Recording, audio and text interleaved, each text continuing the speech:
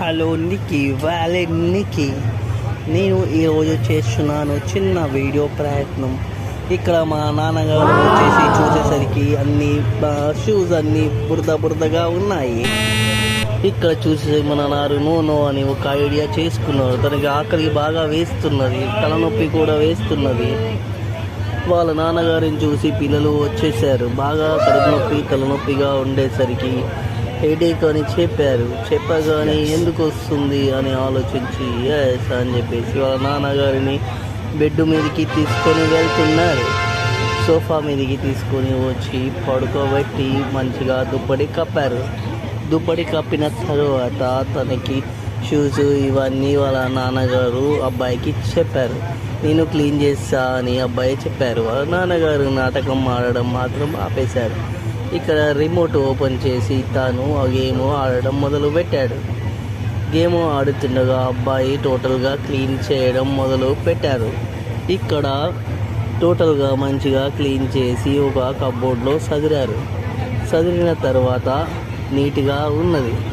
వాళ్ళ నాన్నగారు మళ్ళీ వచ్చేసరికి మళ్ళీ అబ్బాయి వచ్చి చూద్దామనేసరికి నాన్నగారు సేమ్ అలాగే చేశారు.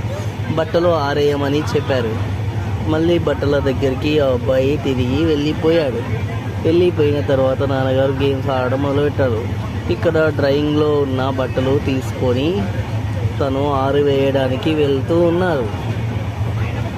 ఉండగా అబ్బాయి వస్తున్నది చూసి మళ్ళీ గేమ్ ఆపేసి మళ్ళీ సేమ్ సోఫా మీద పడుకున్నారు.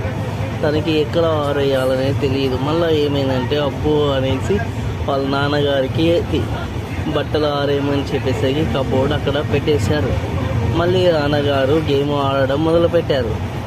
గేమ్ ఆడే కబోర్డ్కి పైన బాల్కనీలోకి వచ్చి బట్టలు ఆరేయడం మొదలు పెట్టాడు అబ్బాయి మొదలుపెట్టిన తర్వాత తనకి టోటల్ పని అయిపోయిన తర్వాత మళ్ళీ నాన్నగారి దగ్గరికి వెళ్ళి చూస్తే ఇక్కడ ఆట వస్తువులు చిందరవందరగా పడి ఉన్నాయి.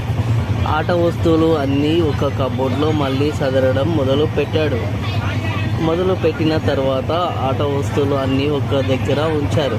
తర్వాత బయట వర్షం వస్తున్న సంగతి చూసి మళ్ళీ బాల్కనీలోకి పరిగెత్తడం మొదలుపెట్టి బాల్కనీలో ఉన్న బట్టలు అన్నీ తీసివేసి కబోర్డ్లో వేసి ఇంట్లోకి తీసుకురావడానికి ప్రయత్నం చేశాడు.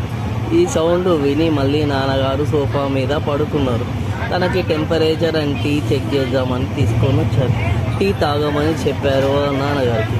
టెంపరేచర్ చెక్ చేస్తుంటే వాళ్ళ నాన్నగారు ఇంకో పని చెప్పారు. ఈ అబ్బాయి మళ్ళీ వెళ్ళగానే మా నాన్న